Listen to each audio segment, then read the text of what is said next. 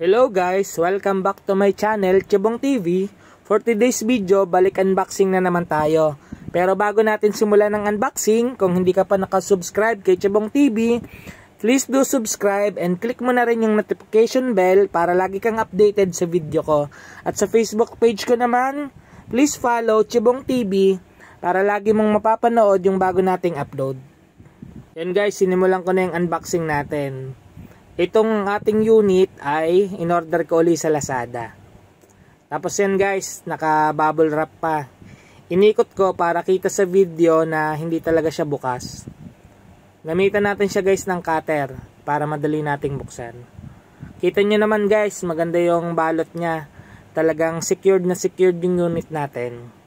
Bali guys, yung ating ina-unbox ngayon ay cellphone na Tecno Spark 30 Pro. Ang kagandahan dito guys, mura lang siya.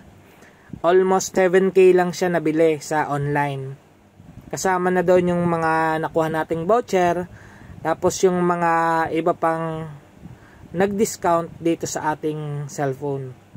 Yan guys, tingnan nyo naman ang box niya. Napakaganda. Yan, inikot-ikot ko rin para malaman kung hindi talaga siya bukas. Tapos guys, ang ganda ng emblem niya sa unahan. Yung emblem ng Transformer. Bali guys, yung design ng cellphone na to ay hango kay Optimus Prime. I am Optimus Prime. Kasi kita mo naman yung kulay niya. Kulay blue at saka kulay red. Yan. Sa box pa lang, kitang-kita mo na maganda na yung cellphone. Talagang mukhang flagship na flagship talaga sa murang halaga.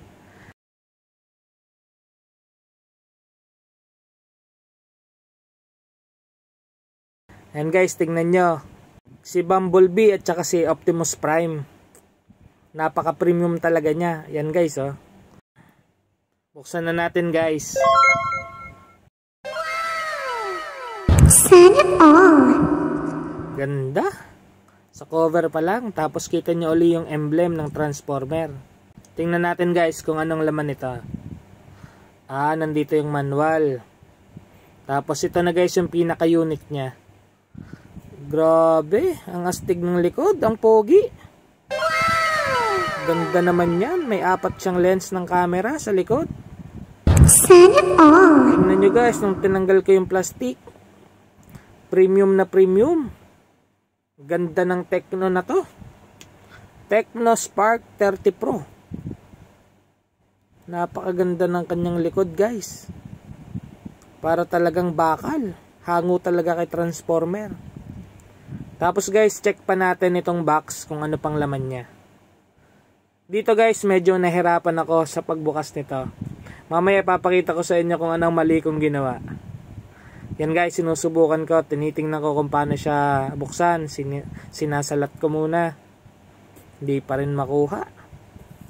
Yan, sa gilid. Dyan sa taas. Tapos susubukan ko nga rin yan guys itaktak. Yan sa gilid, hindi ko pa rin yan. Yan guys, tinataktak na natin pero hindi pa rin nalabas. Makikita nyo guys kung anong mali kong ginawa. Wala pa rin guys, yun. Dapat pala siya guys, pa-slide lang siya. Yan, kagaya niya na. Binalik ko ulit, tapos tsaka ko hinugot. Yan, dapat pa-slide lang pala siya. Nasira tuloy yung box. Tapos ito pa yung mga kasama niya. Tingnan natin kung anong nasa loob. Warranty card 12+1. Tapos ito guys yung kanyang charger. 33 watts na yan. Yung charger niya. Tapos nasa baba naman yung kable. Napakabilis na yan guys. Tapos 5,000 mAh yung battery life ng cellphone na to.